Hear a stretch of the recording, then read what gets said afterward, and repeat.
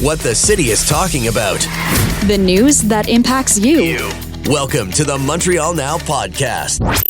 You may remember last week, and it was a pretty big story here in Montreal and in Quebec, the release of the Michelin Guide, first time ever for the province or the city. And I guess what I can say, and having discussed this last week with a couple of people, there's a bit of head scratching going on. But I thought the most interesting part of this story, we can get to that in a minute, was the one that appeared in the Gazette about a man, his name is Chris Watson, who in his 20s actually landed a job as one of the Michelin Guide judges, inspectors, however we'd like to frame it. How did you come upon this job? Was this something you'd always wanted to do? Because that would seem rather early in life to try to get a job as a Michelin Guide inspector. How did that happen? Yeah, I mean, I don't know if anybody, I think nowadays, obviously with social media and global exposure of the Michelin Guide, maybe people do kind of have a yearning to have the job. But in my day, it wasn't an aim. The Michelin Guide was, well known in Europe, less global coverage. I'd actually studied hotel management at university, done a stint in the kitchen in London at the Savoy, and I wanted to be a GM of a hotel.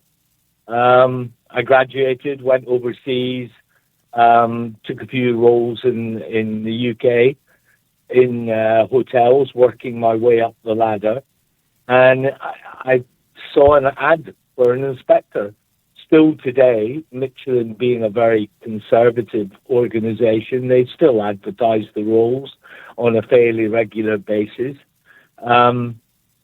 largely because it's a rigorous role and one which,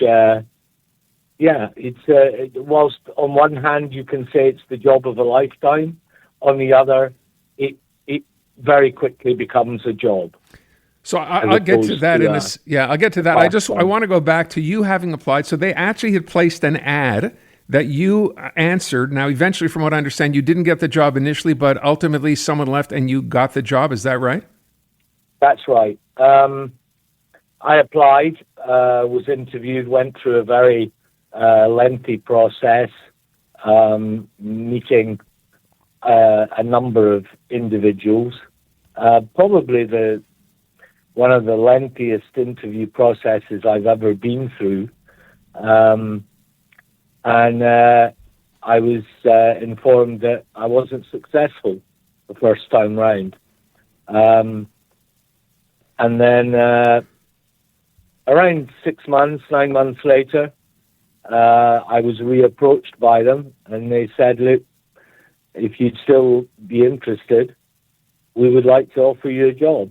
So I had the unique opportunity of working with a team of inspectors, obviously, one of whom had picked me 6 months to a year earlier, which was an interesting dynamic. And I spent almost 5 years with the Guide. I want to go back to something that I read in the piece, and I kind of, again, wondered. You wrote training took about 9 months to my question, which would be, training for what exactly? What are you training for? I think Michelin's success globally is that they do their utmost to ensure that a star in London is the same as a star in Paris, is the same as a star in New York, or indeed Quebec. But they're looking for consistency. They're not looking for individuality. They don't want inspectors to think outside the box. They want everyone thinking the same. And maybe that's why the Guide has ended up being so highly revered. It's a considerable investment. I toured the UK and overseas, training with other inspectors, training to learn the process, training to learn what 1 star, 2 stars, 3 stars really means. So I would ask as well, because I think most people would think it's a pretty glamorous life being a Michelin Guide inspector, but in fact, you're right, it's not. You describe it as lonely. You talk about just how much work was involved, and I believe you said you had lunch and dinner out 5 days a week, every week? It's definitely 3 weeks of the month. You're eating lunch and dinner 5 days a week.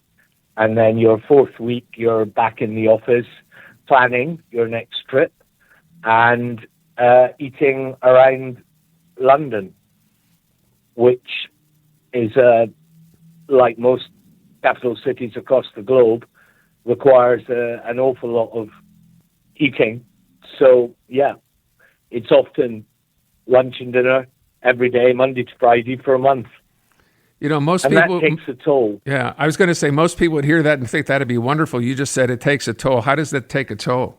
I mean, it very quickly becomes a job. You lose, perhaps, the passion that you have for dining out, the excitement that we all share when you're going out with your loved one, exploring new restaurants. It lacks that sheen after a certain amount of time.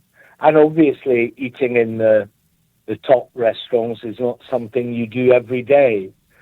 A lot of your eating is done alone. Certainly the 3 weeks that you travel, you will very rarely meet another inspector, only on the occasion of a 1-star or 2-star candidate. So you're eating lunch and dinner alone. And that, by its very nature, takes the pleasure away from dining. Of course, initially you're super excited, and certainly the 9 months you spend with other inspectors, which is, it has its own challenges. The profile of inspectors is very different. It can be, of course, you're training with more senior inspectors, so largely speaking, they're going to be older than you. They may have other interests. It's not all a group of foodies. People come from wide cross-section backgrounds, varying. The only thing you really have in common is you're all the nationality of that particular guide, invariably. And secondly, you're all employed as inspectors with the same ultimate goal. And living with different inspector every week for a period of 9 months, especially on some trips when you're traveling far from home base, you will spend the weekend away. It does create tensions in a small car environment. People wonder, to get in the Michelin Guide, whether it's to get a star, whether it's to get an honorable mention, as it were, what exactly are you looking for? What were you trained to look for?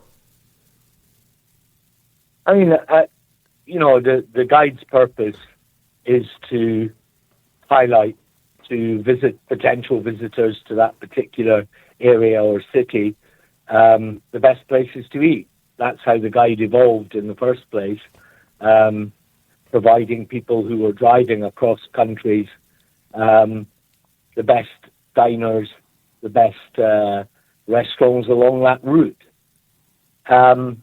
You're really looking for consistency. You're looking for quality product, quality ingredients. You're looking for a certain level of culinary technique, a certain level of skill, and probably one of the most critical factors is you're looking for a little bit of the chef on the plate, a little bit of that personality, a little twist to a dish, the heart and soul of the restaurant. And if you're ticking the boxes for those four elements, that's a restaurant that you would want to put in the guide. When you talk about 1-star, when you talk about recommended restaurants, that's really what you're looking for. When you start going up the ladder, 1-star, 2-star, and ultimately 3 stars, you're looking for a deeper level of complexity and sophistication in all those areas. And Michelin has had to adjust to that over the years. And even in my time, many years ago, you're also looking for that to push the boundaries a little bit and recognize restaurants that are showing some level of individuality. So it may not fit the norm, in my day, it was the grand palaces, whereas nowadays there's a multitude of the neighborhood restaurants and, you know, your family favorites that are doing an equally good job and should be recognized for that. I would ask as well, and I know you mentioned this in the article that I read, people wonder if service has anything to do with it. Does it count? As long as the food is at that level to get a star, for example. Did service come into play, or does it come into play? I think Michelin publicly say that service has less of an impact. But of course, service does have an impact. It must match the level of the restaurant. Even one, although very few people talk about it, value for money is such a subjective criteria. But your value for money must match that service and must match that cuisine level. And if it doesn't, then of course the restaurant's not going to get recognized. But at the same time, when you look up to the top of the tree accolades, of course, value for money becomes less of a factor. I would ask as well, I started by talking about Quebec and the fact that we are now, you know, in the Michelin Guide. The only 2-star restaurant in the entire province is in Quebec City, which is a smaller city, of course, than Montreal. A lot of people scratching their heads wondering why Montreal perhaps did not get more accolades. We have 3 restaurants here that each got a star. And then I read, though, at the beginning, because this is the first time this is happening in Quebec, this is the kind of thing one might expect. But the longer this goes, and year to year to year, more restaurants that some people think perhaps should have made it are likely to make it. Is that accurate? Yeah, I think in the beginning, Michelin is, as I said before, they're very conservative. They will always err on the side of caution. People say that they're the last to award the ultimate accolades, and they're equally quite slow to take away, recognizing the impact of removing a star from a restaurant.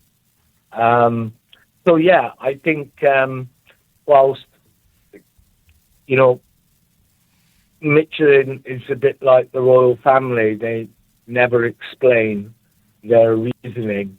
I think that the 2 Michelin star restaurant is probably not visited, but just read about it. It's obviously offering something very unique and a very unique experience. And I think Michelin has tried to do that over the years as dining has moved from just an event to a more immersive experience. I think they've tried to recognize those. Can you tell or give our listeners an idea of how, so in a city like Montreal, and we have a lot of wonderful restaurants here, a couple of the ones here that, you know, you thought, or people who eat out regularly thought might have been mentioned, didn't get mentioned. How do the Michelin inspectors who come here find the restaurants that are here? Are they told where to go? How do they know which ones to visit? Yeah, I mean, in my day, and I don't see it having changed much, the key to a successful guide, and successful can mean many different things, is preparation. They will have researched, they will have looked at, I'm not sure if I'd say competitors, but certainly they'd have followed the press. They'll have looked at other food guides, and they will ensure that they visit everyone that potentially could be an inclusion. But first time round, they will always err on the side of caution. And if a restaurant is almost there, they may decide not to give it. I would probably predict that next year's guide will show a little bit more depth. With respect to the Michelin star, a star, 2-star, 3, what does that mean to a restaurant typically? Many people have quoted a Robuchon comment many years ago, where he said, I think 20% increase for 1 star, 30-40% for 2-star, and then 100% for 3 stars. I'm not sure I share that view. I think it depends on the location and the market and many other factors. But there's no doubt that 1 star will put a restaurant on the map. And there's an immediate bump. When a restaurant gets 1 star, they will find their booking lines are ringing. Have any restaurateurs ever called to complain about not having gotten the star?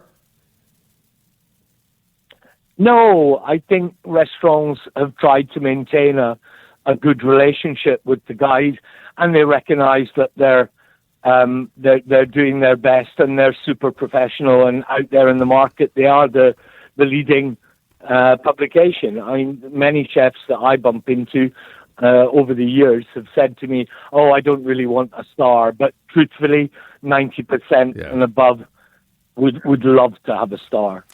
Bringing you the breaking news and the people making it. Montreal Now with Aaron Rand, CJAD 800. Very happy to have Carlos Leitão, former Quebec Finance Minister, on the line with so much to discuss. Mr. Leitão, first of all, thanks so much for coming on. Appreciate it. My pleasure, Aaron. How are you? I'm doing pretty good. My bigger question is, how are you? I'm fine. Are you? Thank you for asking. I'm fine. Yes. So you're go ahead. No, I'm getting now. Ready to go to the House of Commons. It's a new challenge, an interesting new challenge for me. So it's going to start pretty soon next week. Well, interesting is a good word. I will tell people, by the way, you're now the Liberal MP, of course, for the riding of Marc-Aurèle-Fortin. But the bigger story, and I'm sure you've been, if you haven't been talking about it, I'm sure you've heard a lot about it, the fact that once you were approached by Mark Carney to run for the Liberals, and, you may have thought at that point, and can I ask you if you did you think you were done in politics before this? Well, yes, I thought so. When I retired after the provincial election of 2022, I retired for good, and I was enjoying my semi-retirement actually, because I was on the board of the Bank of Canada, and I was enjoying that very much.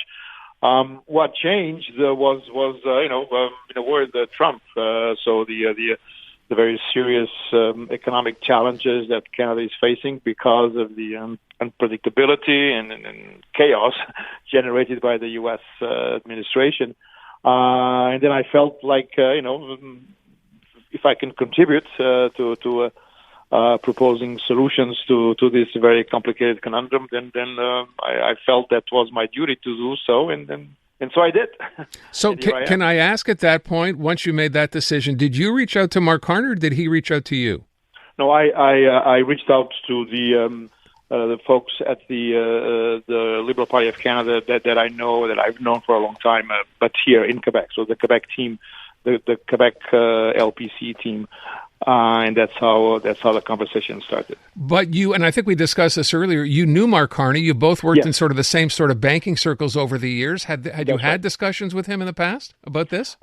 Not since he came into he decided to come into active politics. No, we had crossed paths a few times before in the past few years. When he was the United Nations envoy for climate change and the sustainable finance, we crossed paths there, but not since he made his decision to come into. So when you decided you wanted to go back, you brought up Donald Trump as the rationale for this. Were you expecting, as pretty much I think everybody else was, that you would get a cabinet post? Well, no, I'm not that. No, because I know well how these things work, and frankly, there were no promises and no guarantees, and I understand full well how complicated it is to compose a federal cabinet in a country like Canada with all its regional peculiarities. So there were no promises made. Mm-hmm. Promises made aside, did you have an expectation that you might get a cabinet post of some kind? Well, yes. I would be lying if I said no. because we had discussions with members of the team and with the Prime Minister himself. We had discussions in the last couple of weeks or so, and very nice discussions, very very nice exchange of views. And again, there are only 28 ministers, so and they have to be people from all provinces, men, women, urban areas, rural areas. So it's quite a complicated puzzle to form a cabinet. Okay. But I'll serve, in the House of Commons. There are some interesting challenges there as well. And I'm sure that I can put my expertise to good use in counseling the current cabinet members. So, again, I don't want to belabor the point, but, Tom Mulcair, and I remembered the quote, he said one of the biggest shocks of Mark Carney's cabinet was the absence of Carlos Leitão. Were you blindsided at the end by the selection of François-Philippe Champagne? No. Honestly, that I was fully expecting that Mr. Champagne would be the finance minister. But there were other possibilities in an economic position. But again, there's plenty of opportunity to do so in cabinet committees, parliamentary committees, informal or more formal caucus discussions. So there's lots of work to be done. That's not a shortage of that. But you heard, I'm sure, from everybody else, because I read what Tom Mulcair said. Everybody we talked to, every analyst we spoke to, basically said the same thing, which was we expected it would be Carlos Leitão. In essence, how could it not be Carlos Leitão? Well, as you know, there are 7 ministers from Quebec. And there can be only 7, and there are 42, 43 MPs from Quebec. So that's the way it goes. But again, there's plenty of work to be done, and there's plenty of room for me to contribute to the discussions and to propose solutions. Did you discuss with the Prime Minister after the fact, after he announced his cabinet? Did you discuss the appointment of François-Philippe Champagne? No, I haven't had a chance to do that. We'll have our first full caucus meeting this Sunday. I suspect we'll be talking about many other things. But no, we haven't had any direct conversation. Do you see yourself involved in the financial portfolio, if you will, though, once cabinet resumes, once you're in the House of Parliament? I would see myself more on a kind of macroeconomic position, offering solutions on or proposing solutions on how to redirect and refocus the Canadian economy. Particularly when it comes to reinforcing our trade relationships with countries other than the United States. The Americans are still our neighbors; they'll always be our neighbors. The geography doesn't change, but we need to lessen our dependency on that market. So we have to build new coalitions, and then we have to build improve relations with other countries in Europe, in Asia, in South America. So there's many opportunities to do that, and I'll contribute to those discussions. So of course, that on the first day or after the cabinet was introduced, François-Philippe Champagne was asked a question about a budget. He came out and said, no, there'll be no budget. There'll be a fall economic update. And then, of course, 2 days ago, when the Prime Minister was in Rome, he said exactly the opposite, and there would be a budget introduced before the end of the year. How did that catch you by surprise? Well, I think it's, I was not expecting a budget right away, because it does take time to come up with one, and I'm sure that we want to have a budget that reflects the state of the economy. So it will take time to get a good read on what is going on and where we are going in terms of tariffs, in terms of external trade. So it makes sense to wait a few months to come up with a budget. And if the budget is in September, October, rather than June or July, I think it's actually better to have a budget a few months down the road, so we will have time to really come up with a solid document. I would ask one other thing that was asked of me earlier when I said you'd be joining me, which was, okay, here you are, the former Quebec finance minister, maybe, historically one of the best finance ministers we've ever had. You find yourself now as a federal, MP, which is great, but not in a position of authority with respect to finance, although, as you said, I'm sure you'll be consulted over, issues.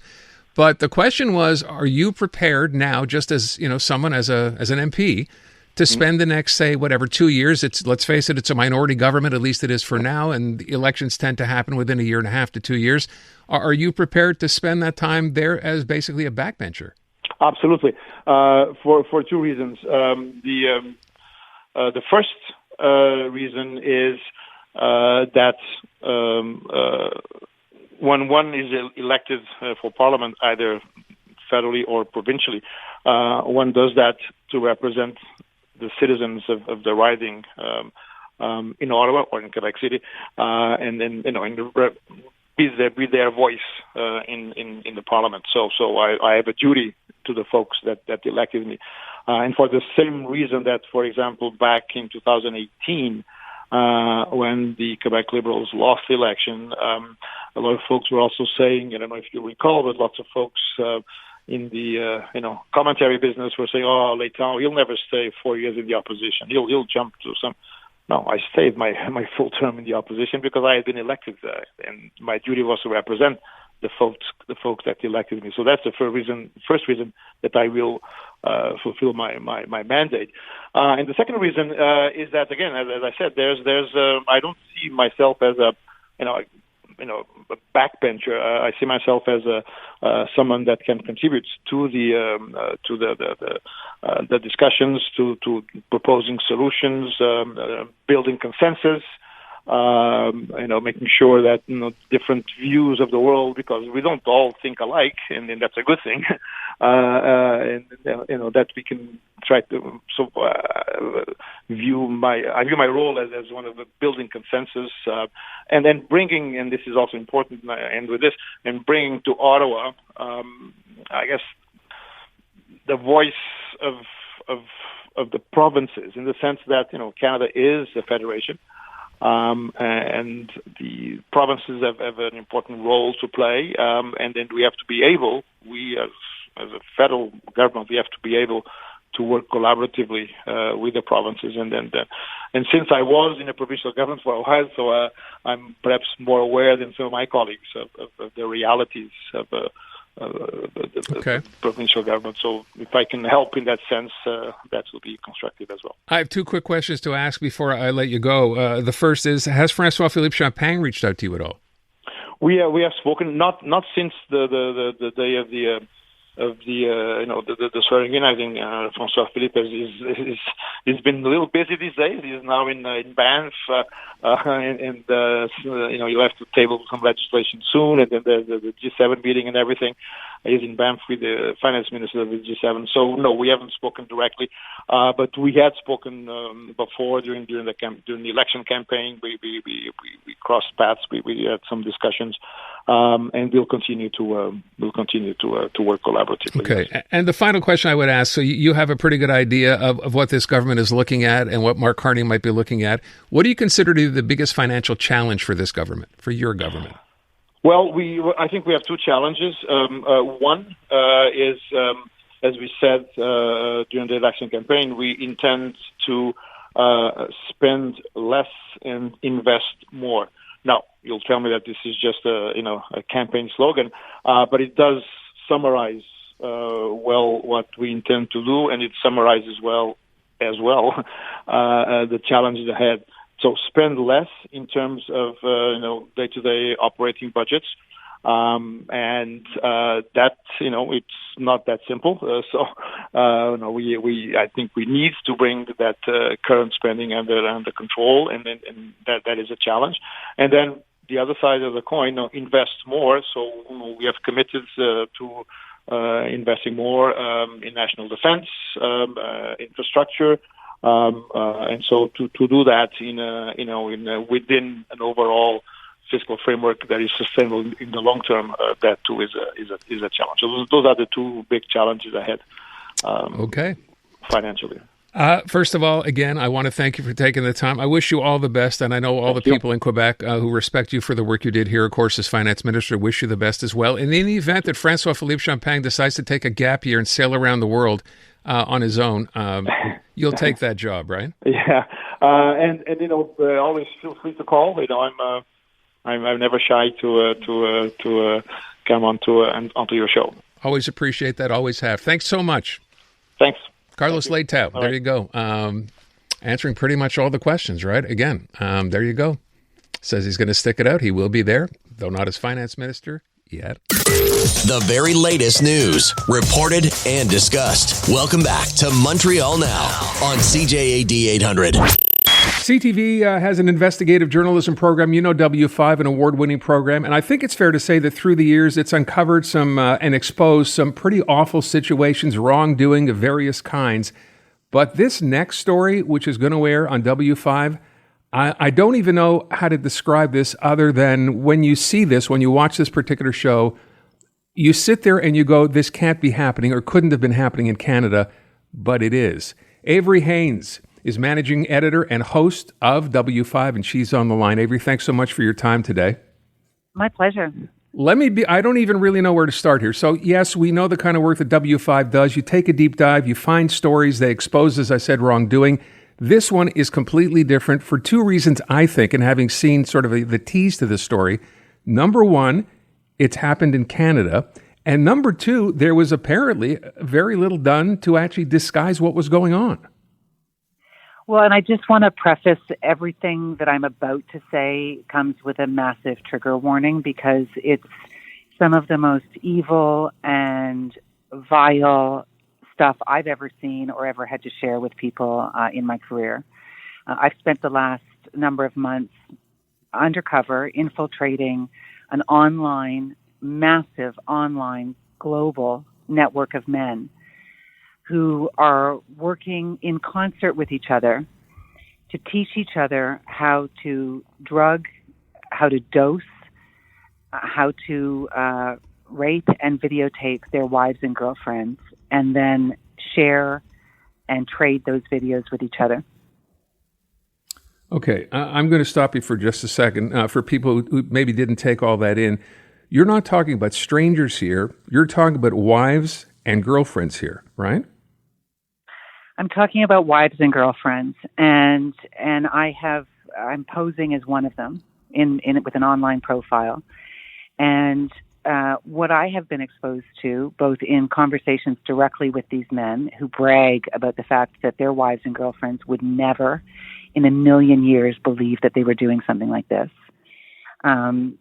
And all it took for me, and this is the thing that I think is just in a story of sort of cascading horrors, the fact that I would love to brag about my deep investigative skills in order to get what I got, but the reality is this is not on the dark web. All I had to do was set up fake accounts on 2 porn sites and set up an account on a messaging app called Telegram, and I was in. And on that site, the way this network works is often the men will post small, shorter videos of their crimes on public porn sites, and then they'll have a Telegram handle where you can reach out to them directly, where they will sell not only the videos or trade the videos, and also drugs. They all help each other learn which drugs to use, what sorts of things to say to their wife if she feels sort of off in the morning, the excuses to give her, how to sneak the drugs into her system. It's just some of the most horrifying things that I've ever been exposed to. With respect to these drugs, so we're talking about the drugs that these perpetrators are using to sedate these women. What drugs are we talking about here? How does it work? What did you find out? So I was able, with the help, these men all helped me learn how to do this. So I was able to figure out how to buy the drugs, which drugs to buy. They're buying, I have text messages that's essentially pharmacy order forms. They're so detailed on the menus and the prices that are delivered right to the doorstep. GHB, which is the date rape drug. They talk about a product that is available on Amazon that they know can be converted into GHB, the date rape drug. We ordered that, got it taken off Amazon, just so you know. Propofol, which is the drug that killed Michael Jackson. This is a very powerful anesthetic that if you ever go in for surgery, the doctor will use to put you under. And every single kind of powerful drug that reduces consciousness. And these men want the women to be completely knocked out or limp. And we ordered a drug that's called, they call it the obedience drug or the coma drug, with a promise that the woman will have no memory in the morning. And we ordered it from Malaysia.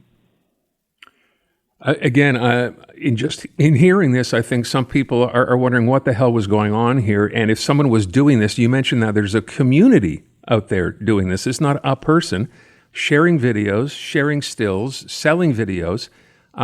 When you got on here and you said you logged on, I think the story was, and we'll get to where this led to with an arrest.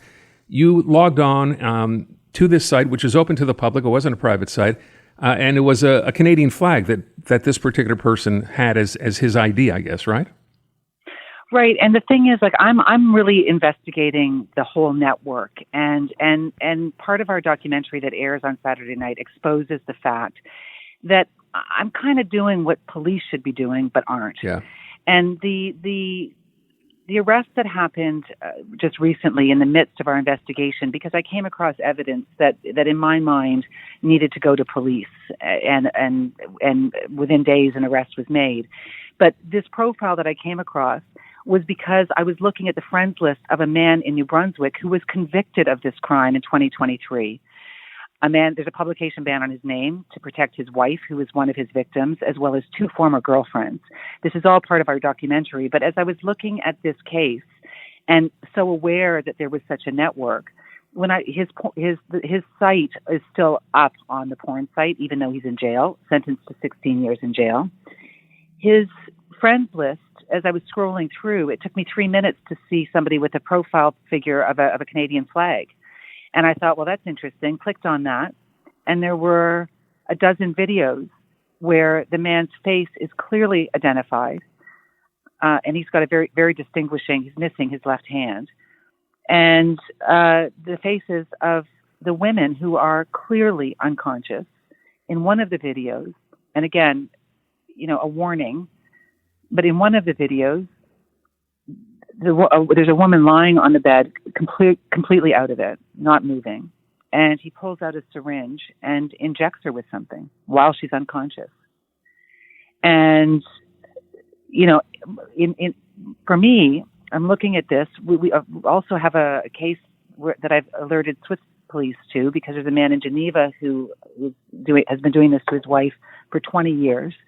But this has taken me no powers that the police have in order to find these guys, and yet there doesn't seem to be a framework in place to investigate beyond an initial complaint. So the case in New Brunswick could have led, if there was cooperation with other jurisdictions, could have gotten people off the streets far sooner. Do you think this was a willingness to just assume this is a one case in particular and didn't require investigation? Why would police not follow that up? I just don't know that there's a framework in place. And I've tried, the RCMP who made the arrest in New Brunswick has refused any and every question that I've had about what they did to investigate beyond one man. I can't even tell you the number of emails I've received since we first started airing stories this week on CTV News of women who have gone to the police with concerns of this happening to them and them being turned away.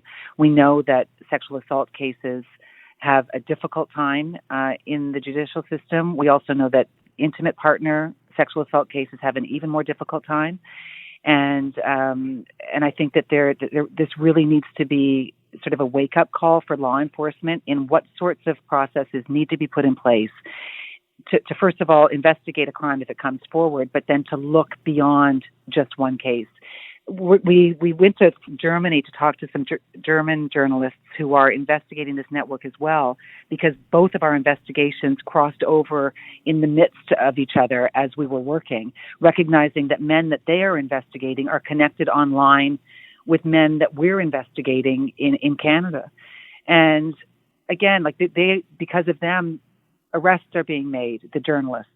Because of them, police are investigating. Victims are finding out that they are victims. But it doesn't seem that there's a sort of a framework for this happening. Yeah.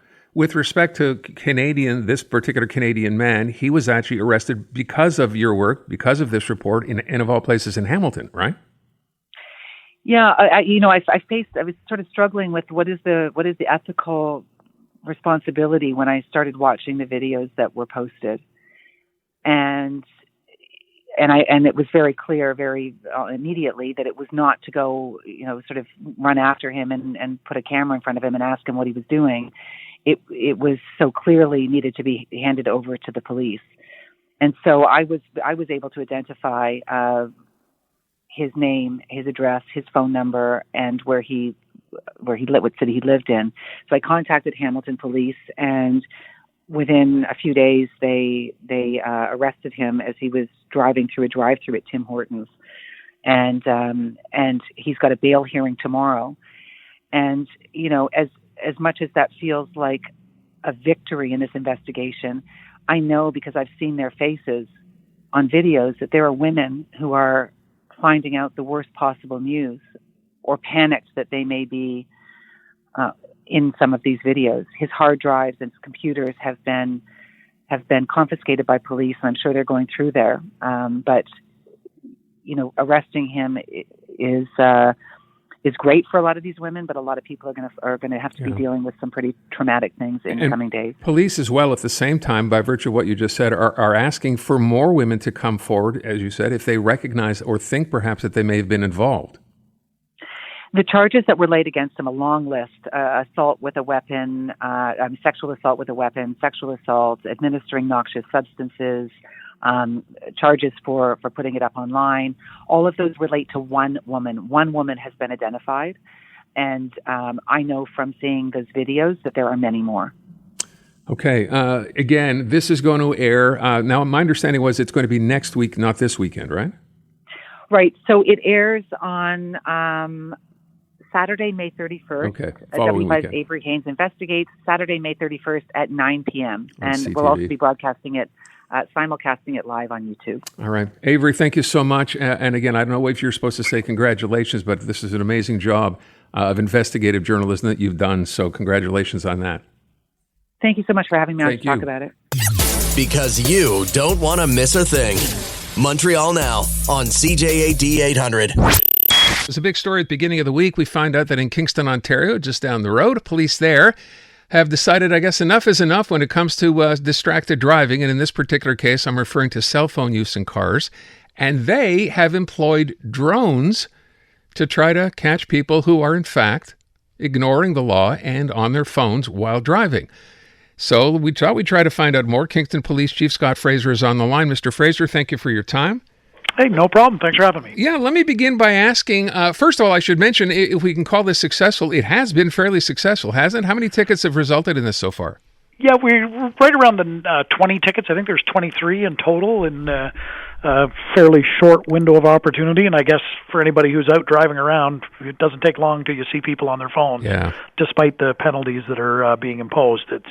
We're just trying to do anything we can to get people put their phones down until they park. Can I ask where this idea of using drones came from? Had you seen another municipality or jurisdiction doing this? Yeah, it's been done. I think Thunder Bay did it in 2023. Brantford Police are doing it today, or did it yesterday. So it's by no means something new. And like I said, we've been using drones in Kingston for enforcement on a number of fronts with regards to a lot of our activities in our community and searching for missing people and our events that take place downtown near the University District with regards to St. Patrick's Day, homecoming, move-in weekends. And, there's sometimes at our events we have 3 or 4 drones in the air at the same time. So it's certainly by no means something new. And I'm not sure really what struck a nerve on this one, but it's interesting because we've had letters from across Canada just in support, and we've had people emailing that they don't like it. So, sure. Yeah, it's kind of there's a debate, and as I say, the main thing is we're talking about putting your cell phone down. So whatever it takes to have that conversation, apparently, at least we're having it now. Yeah, I'm going to ask our audience the same thing, but the naysayers here are suggesting, well, you know what, it's a violation of your charter rights, which seems to be a pretty regular sort of objection these days to pretty much anything. But what's been the pushback from people who did receive tickets? Have you heard anything? Because I'm guessing at some point someone is going to challenge this in court. Yes. Yeah, exactly. And they all have the right to do that. And, I guess if you see the evidence of what we've had prior to using the drone, the evidence is exactly the same. I think you'll have people say they're looking in your sunroof and reading your phone and doing all this. The drone's at 120 feet with the exact same angle you have from a truck that we drive in and drive beside you. So you're seeing the same thing that anyone driving beside you would see. And, and people talked about, looking at sunbathers and all these kind of things. Well, you're monitoring an intersection for people on their phone while they're driving.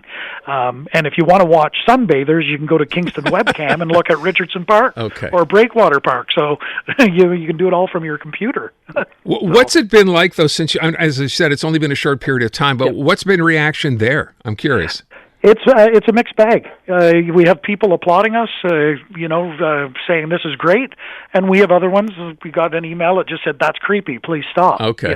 So at the end of the day, I guess, for us, we're just trying to get people to put their phones down and focus on driving, because we can, you look on our roads and driving has not improved over the years. It's gotten a lot worse, and then we've just added more things for people to do instead of focusing on driving. So we're like, hey, just let it wait, and please just put it away.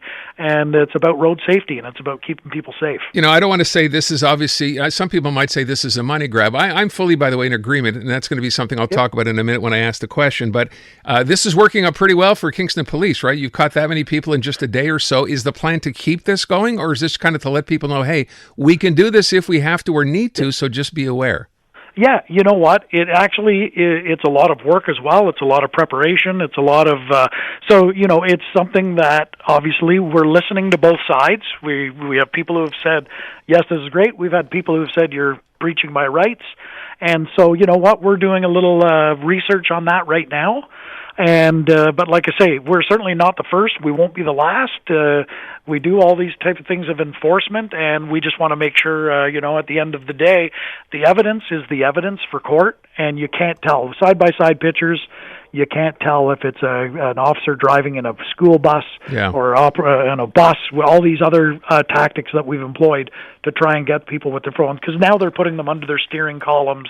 They're doing all of these things to try and read that last so important text message when we're saying, wait till you pull into a parking lot, or just put the phone down and wait. All right. I'm going to leave it at that, and I'm going to get to my question, because Montreal is not doing this right now, although my understanding is it's being considered. Don't know how long it'll take. Typically, these things take forever till they get done. By the way, do your police in Kingston wear body cams? No. Okay. We don't have body cameras. So exactly, and at the end of the day, that's a whole other discussion. Yeah. But we still follow that philosophy of it's not to violate anybody's privacy, and it's anything that we've captured with the drone is what we would have captured anyways. Nothing more, nothing less. You've got a phone in your hand. You can't see the screen. You can't see what's on the screen. That's not what the intent is. We're looking for the phone in the hand. That's it. Distracted driving. Kingston Police Chief Scott Fraser. Chief Fraser, thank you so much. Appreciate the time. Anytime. You take care of yourself. You now. too. Be safe on the roads. Yes, sir. This has been the Montreal Now podcast. Listen live on your radio weekday afternoons from 2 to 6 on CJAD 800 or through the iHeartRadio app.